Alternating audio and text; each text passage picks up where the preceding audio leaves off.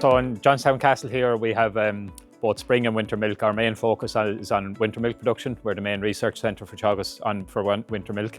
We normally run around 140 cows in total in the farm. 95 of those we'll be targeting for winter milk to fulfil our contract and the research programme that's here. And then the other 40-50 are on spring milk production, and they're on spring trials with multi-species grass, clover, sparge and stuff. We've about 70 hectares to carry those cows and some of the replacements. A lot of our dairy beef animals will move to the dairy beef research farm, which is adjoining us here as well in Johnstown on the same campus. We only had our autumn calving season then sort of only kicked off there this September then, and we had an excellent autumn calving season, to be fair.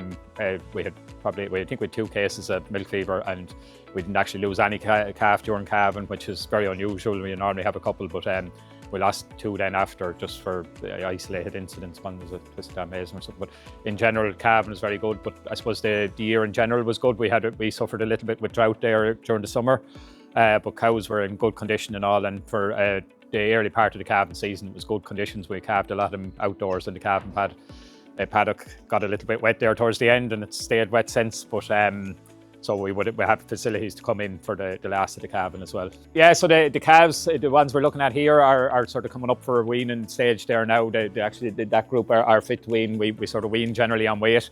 Target sort of minimum 95 kilos, 100 kilos. That's generally around 12 weeks of age. We don't overly push him. We try to, so when the calf starts off, he's in sort of on transition milk for the first 3 days. Moves to milk replacer then. We still feed milk replacer even with this year with the winter milk contract anyway. It makes sense to feed it. So we're feeding the calves twice a day for the first sort of 6 weeks probably anyway, and then they move on to once a day. These ones are all down in the shed now around once a day. They're getting about 3.5 litres of milk, and that'd be coming up with 550 grams of milk powder. And they're eating close to probably 1.5 kilos concentrate at the moment. We'd like them up to 2 before we wean in, but we'll probably leave any of the weaning maybe just till after Christmas now, and we'll hope to get all the replacements weaned. Just sort of settled in, well settled in with the wet weather and all. We were weaning probably a week earlier than we'd normally like to be in sort of by night in late October, and then in full time the 10th of November. We were sort of in full time from the November, so they're well settled in on their winter diet. They're getting 50% maize, 50% silage roughly in the mix because of with the drought during the summer. We were a little tight on grass silage, so we had the option of buying in some more maize, which is growing in on contract anyway. So we've gone to 50-50 diet and the maize. Performance, we're very happy with how they're performing so far. They're doing about 30 kilos, which we're not want to push them mad. There is, Kieran has a trial going on at the moment, so there's 2 different feeding rates going, but sort of on average to be about 7.5 kilos concentrate going in on that. Yeah, so they're doing about the 30 kilos, 2.4 kilos milk solids. We would have our overall EBI, I suppose, is about 165 now with the new, so they're high EBI.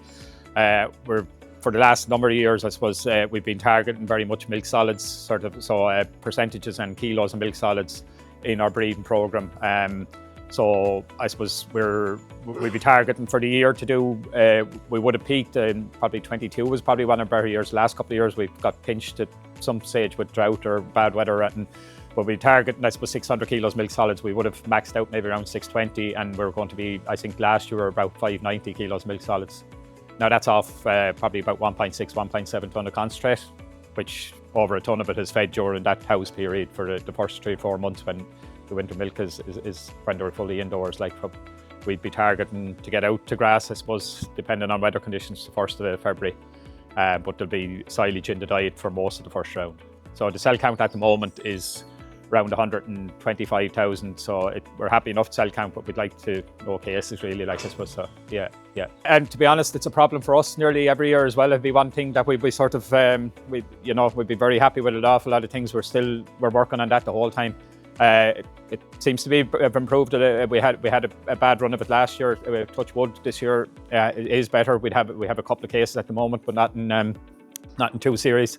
Some more of what you were saying about the environmental mastitis. Maybe last year we've a couple of staph aureus this year, but nothing that's sort of controllable. A couple of things I suppose we changed a little bit. Maybe because we've on the TMR diet, and we generally sort of have silage offered to the cows the whole time. We found when the cows after milking, if we were letting them straight back to the house to go in, lie down because they're not hungry, they're after getting concentrate in the parlour. So we're trying to hold them in the yard then for 20 minutes, half an hour, just to stand them before to let the teat canal seal up. That's probably helping a good bit, hopefully. Just focusing on the teat spray routine and just make sure we're hitting the teat spray as well. That sort of all cows are getting that well. A couple of bad cases there last year. We culled 2 or 3 cows as well, even though we were restricted enough with numbers because of other issues there with TB previous year and all. So we're tight enough on numbers, but we did get rid of a couple that were just going to be problem cases anyway. There's no point if they weren't going in the tank. They're not contributing either anyway. It's an ongoing issue. I think the burden is always in house, no matter how well you do it. We generally find when the cows go out, or the string cows, the thing settles down a bit. So it's not really in terms of the lads or the machine or anything really. It's just probably sort of, it's more of their cows are a bit under pressure, and then they are milking sort of they're giving a good production. Like I said, 32, some of them are doing 35 kilos at peak, maybe when we're breeding, and then the percentage is as well, like so.